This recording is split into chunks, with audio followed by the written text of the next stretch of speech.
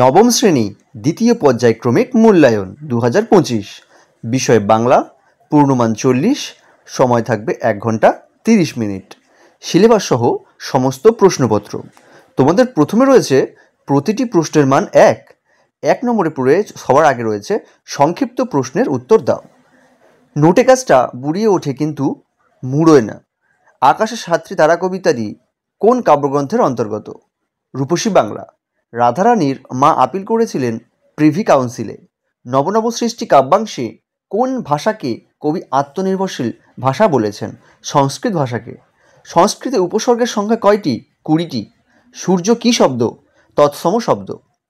কোন উপসর্গ ধাতুর নতুন অর্থ সৃষ্টি করে? সংস্কৃত উপসর্গ। নেক্সট পর্বে তোমাদের রয়েছে বাংলার নীল সন্ধ্যা কবির কাছে আসে কেশবতী কন্যার মতো। অসমাপিকা ক্রিয়ার প্রাধান্য কোন ক্রিয়ায় আছে? যৌগিক ক্রিয়ায়। লাউ মোচা থেকে কোন সময় ফুল দুলছে? সন্ধে বেলায়। কামরাঙা লাল মেঘ যেন মৃতমণিয়ার মতো ঢেউয়ে ডুবে গেছে। কোন সাগরে? গঙ্গা সাগরে। নারীকুলে রত্নবিশেষ বলা হয় মিসেস সেভিয়ারকে। ধাতুর সঙ্গে প্রত্যয় যোগে গঠিত হয় পদ। অফিস পাড়া কী ধরনের শব্দ? মিশ্র শব্দ। সাপেক্ষ সর্বনামের উদাহরণ হলো যিনি আর তিনি। নেক্সট রয়েছে বর্তমান যুগে কোন দুই ভাষাকে লেখক বলেছেন আত্মনির্ভরশীল নয়? বাংলা এবং সংস্কৃত। যোগরূঢ় শব্দ কাকে বলে? উদাহরণ দাও।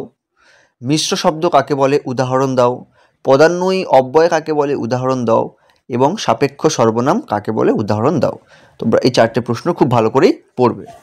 পঙ্কজ শব্দটি যোগরূঢ় শব্দ কেন? এছাড়াও রয়েছে পঙ্গু ক্রিয়া কাকে বলে? এই দুটি সব প্রশ্নও তোমরা খুব ভালো করে পড়ে রাখবে তোমাদের 1 নম্বরের কোশ্চেনের জন্য। নেক্সট তোমাদের রয়েছে প্রতিটি প্রশ্নের মান 3 নম্বরের কিছু প্রশ্ন তোমাদের জন্য কালেক্ট করেছি, এগুলো খুব ভালো করে তোমরা করবে। নিচের প্রশ্নগুলির উত্তর দাও। রাধারানীর বিবাহ দিতে পারিল না। রাধারানীর বিবাহ না দিতে পারার কারণ আলোচনা করো। মা এখন কি হবে উক্তিটির বক্তাকে? কখন সে এই কথাগুলি বলেছিল? নেক্সট রয়েছে কিন্তু বিঘ্নও আছে বহু। এদেশে নারী কল্যাণের জন্য মিস নোবেলকে কী কী সমস্যার সম্মুখীন হতে হবে বলে স্বামীজি ধারণা করেছিলেন? অগত্যা রাধারানী কাঁদিতে কাঁদিতে ফিরিল। রাধারানী কোথা থেকে কাঁদতে কাঁদতে বাড়ি ফিরেছিল? নেক্সট তোমাদের রয়েছে ধর্ম বদলালেই জাতির চরিত্র বদলায় না। খুবই ইম্পর্টেন্ট প্রশ্ন।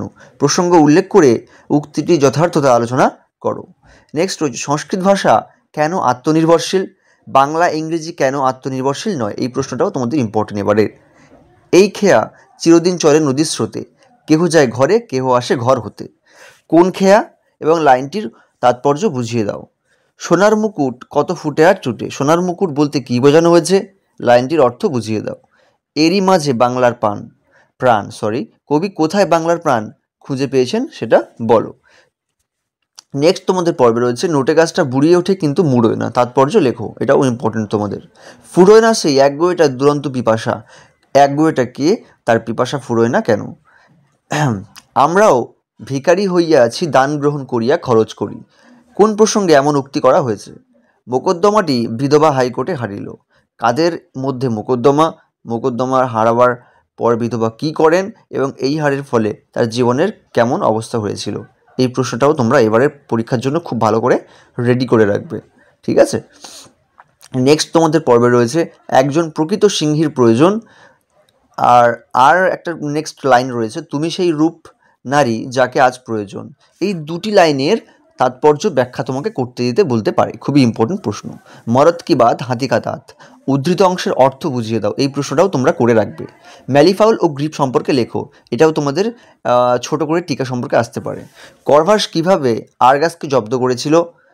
নেক্সট রয়েছে অর্নিথন যন্ত্রের প্রয়োজন হয়েছিল কেন? এই যন্ত্রের কার্যকারিতা কি? এর প্রয়োজন কেন ফুরিয়ে গিয়েছিল? এই প্রশ্নটাও তোমরা করে রাখবে তোমাদের এইবারের পরীক্ষার জন্য, ঠিক আছে? নেক্সট তোমাদের প্রশ্ন রয়েছে প্রতিটি প্রশ্নের মান 5। তো 5 নম্বরের যেই প্রশ্নটা সবথেকে তোমাদের ইম্পর্টেন্ট হচ্ছে সেটা হচ্ছে খেয়া কবিতার মানব জীবনের কোন সত্য ফুটে উঠেছে এবং তার বিষয়বস্তু আলোচনা করো। তাহলে খেয়া কবিতা থেকে তোমরা এই প্রশ্নটা খুব ভালো করে রাখবে।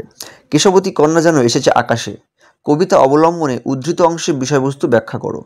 এই প্রশ্নটাও তোমরা করবে। তো 5 নম্বরের সমস্ত প্রশ্ন তোমরা করে রাখবে। আবহমান কবিতার বিষয়বস্তু আলোচনা করো। আবহমান কবিতার গ্রামীণ প্রকৃতির যে রূপ ফুটে উঠেছে সেটা আলোচনা করো। নেক্সট রয়েছে রাধারানীর চরিত্র বিশ্লেষণ করো। রাধারানীর চরিত্র তোমরা খুব ভালো করে দেখে রাখবে এবং আবহমান থেকে এই দুটো প্রশ্ন থেকে তোমাদের একটা প্রশ্ন আসার খুবই বেশি চান্স রয়েছে। ঠিক আছে, নেক্সট পর্বে তোমাদের রয়েছে তাহারা দরিদ্র কিন্তু লোভী নহে, কাদের সম্পর্কে কেন কথা বলা হয়েছে তা লেখো। তাহলে এই প্রশ্নটাও তোমরা করবে। বহু বিঘ্নও আছে, মানে বহু আছে বিঘ্ন। নোবেল ভারতবর্ষের কোন কোন বাধার সম্মুখীন হবে বলে স্বামীজি জানিয়েছেন। এই প্রশ্নটা তোমাদের 3 আর 5 যে কোনো একটাতে আসতে পারে। কর্ভাসের মানব সুলভ বুদ্ধির আচরণ পরিচয় দাও। তাহলে কর্ভাস থেকে এই প্রশ্নটা তোমাদের ইম্পর্টেন্ট। আকাশের সাতটি তারা কবিতায় প্রকৃতির অপরূপ সৌন্দর্যের রূপ ফুটে উঠেছে তা নিজের ভাষায় লেখো। তাহলে আকাশের সাতটি তারা থেকে তোমাদের এইরকম একটা প্রশ্ন দিয়ে দিতে পারে।